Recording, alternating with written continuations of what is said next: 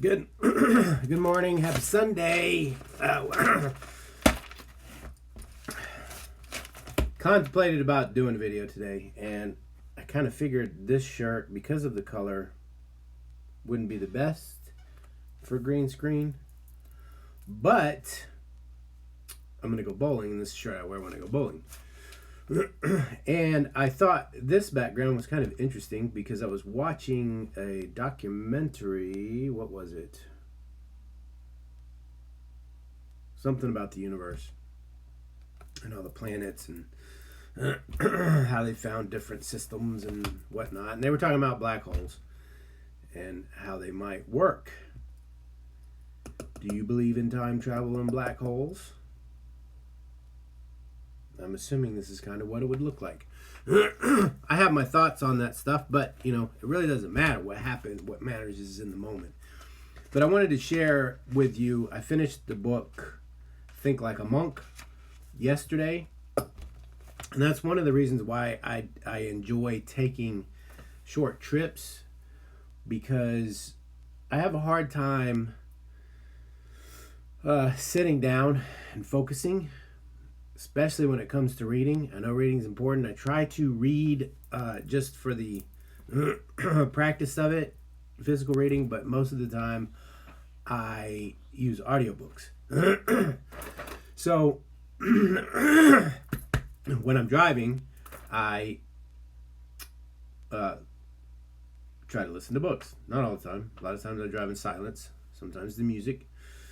But yesterday, with my mission to go catch the sunrise on the east coast of Florida, which I've been wanting to do, preferably with a partner, and then catch the sunset that same day on the other side, I said, well, I'll use this time. It was a 2.5 hour drive to finish the book.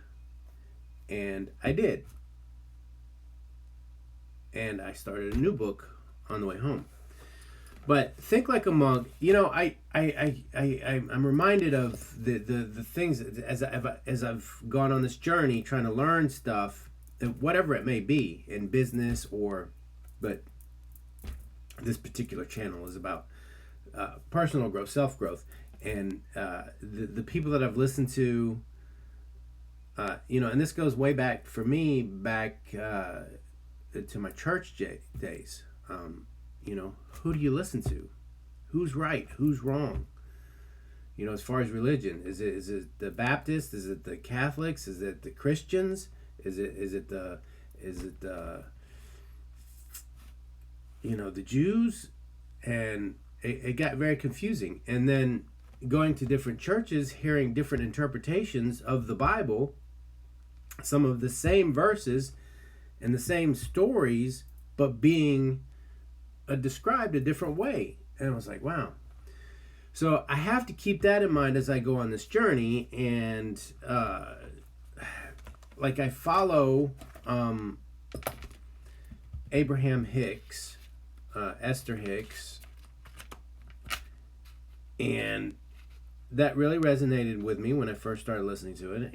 And just like the Secret, the movie The Secret, the people, they made it sound like you could make everything happen with very little effort. And that's kind of, who doesn't want that, right? Who doesn't want easy? Who doesn't want, why do we do what we do in the world? Why are things created and invented to make life easier, right? We went from the horse and the buggy to the bicycle to the motorcycle to the car to get from point A to point B easier, faster, more comfortable. There's nothing wrong with that. Sometimes we get in our minds, well, it's not worthy unless it's difficult. I guess there's a time and a place for that, right? A moment for that. It just depends. But I have to remind myself that this is life. Why are we here? Why is life here? Why is, what is this all about? And part of what I've come to at this point in this moment is it is a challenge. It is contrast. It is about being hot or cold, finding out what you want, and then being in a situation, because most things are invented or created out of necessity. Maybe not necessity, but because there was a need, there was a problem, and then it got solved because somebody was in a situation and says, you know what, if I did this, I could make it easier and help other people along the way. And that's what I'm getting to with the book, Think Like a Monk. I try to find a balance, going back to having things easy, finding a balance between having things easy and then just going with it, accepting it for what it is. So Think Like a Monk, at the end, a lot of the stuff he says I've already practiced, I've already learned. And there at the end, he's talking about being in service to others. And this has been a bit of a challenge for me for a while. It's like, how much, and it's interesting because I had this conversation with my nephew over the weekend, last weekend. Where do you draw that line of volunteering or servicing for others? And for everybody, it's different, right? It depends on what your life's purpose is. Mother Teresa, that was her purpose, was to be in service to others.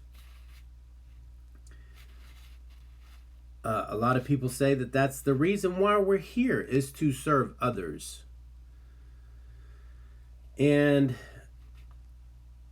I dug a little bit deeper into it yesterday while I was driving, while I was thinking, I was like, hey, okay.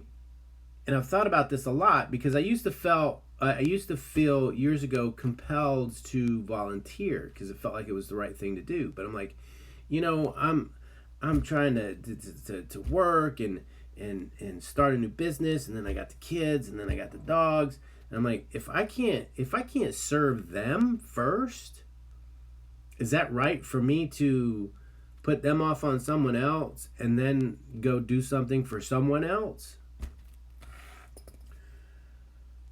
It's a balance, and you have to be comfortable with whatever your decision is, because that's just what it is.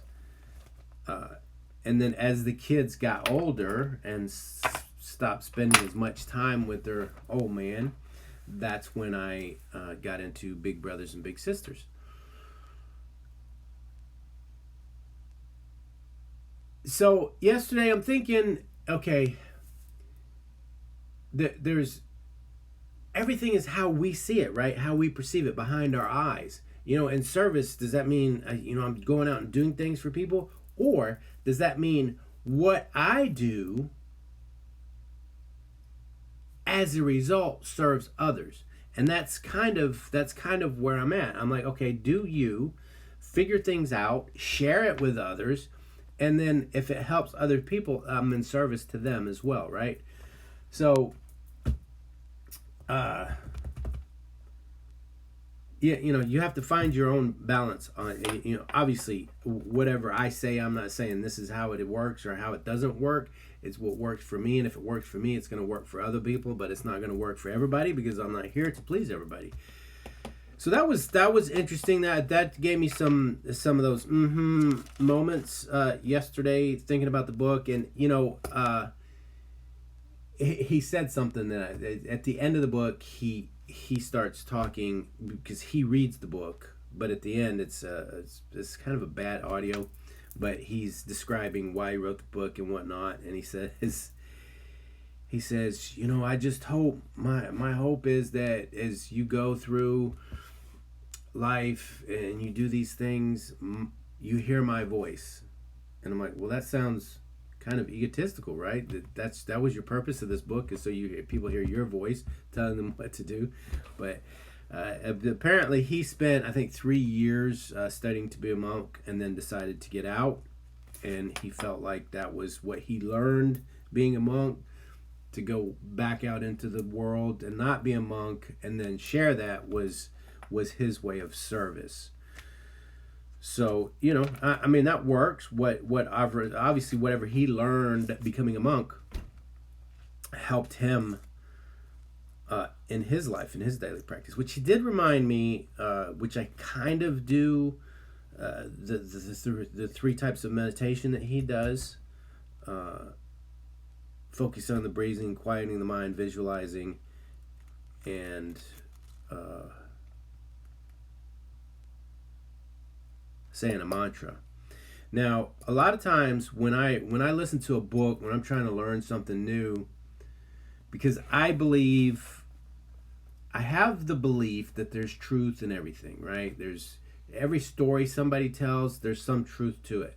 Because if you have two people that see a situation and then they repeat the story, some of it's going to be just what, coming from them, and then some of it's going to have some truth, like, how tall was this person? And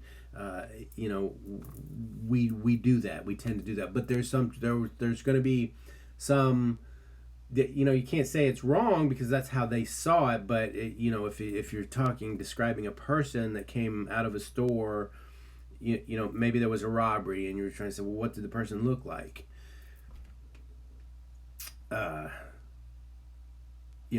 There's no denying whoever that person is, they're however tall, however big, however they were, but the two people will perceive them differently.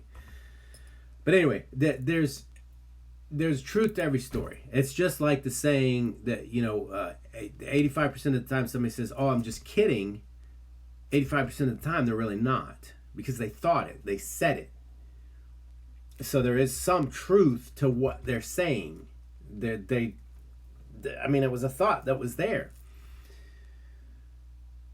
So I look at that, the same thing with everything in life. Everything I've learned from the Bible, everything I've learned from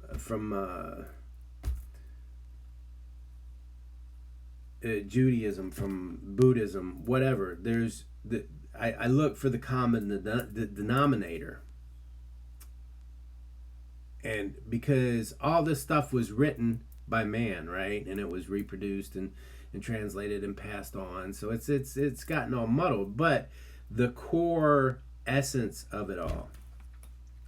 And when he mentioned mantra, how drums or a mantra or sounds, how they vibrate with us. Well, I've only been to a couple of Catholic services, and I'm pretty sure that in the Jewish church, synagogue or whatever, I know when they read from the Torah or what, they do it in a singing way, or so it's kind of the same. It's the same thing, right? You say it in a certain way, and it's the vibrations and it's the tones. So that's something that's kind of common across the board, and it does make you feel a certain way. I think music and that all affects us. And then I'm reminded, I did that for a while, and it reminded me of the recording that I had that I would listen to, and then I'm like, what happened? Why did I stop doing that? What else? I took some notes. Yeah, that's pretty much it. So I'm gonna get back to my meditations. I do. I sit there in the quiet every day, and it helps me. I just let things come to me. I get answers for questions that I've had. I've had stuff that just pops up, and I'm like, oh wow. But I allow myself that time to happen. Now, the just like what I started with this video, making things easier. Sometimes it takes a little bit of effort. I don't like the word work, but it takes some effort. It does take effort to clear your mind, and I think it's helpful. It's a good practice to purposely clear your mind.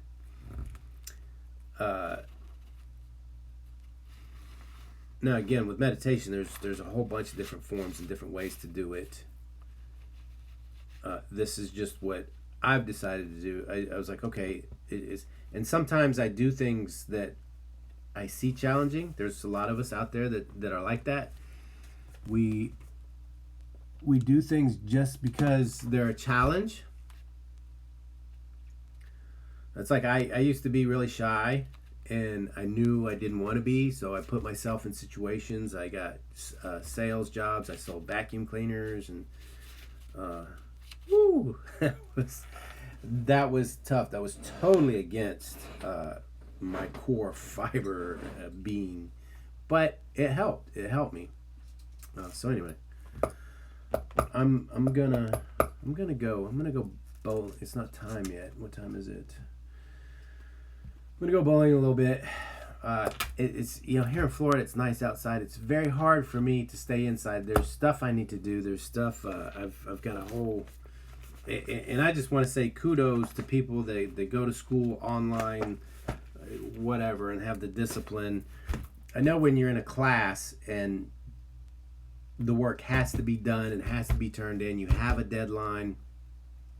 That gives you the drive, but still, kudos to you for doing it.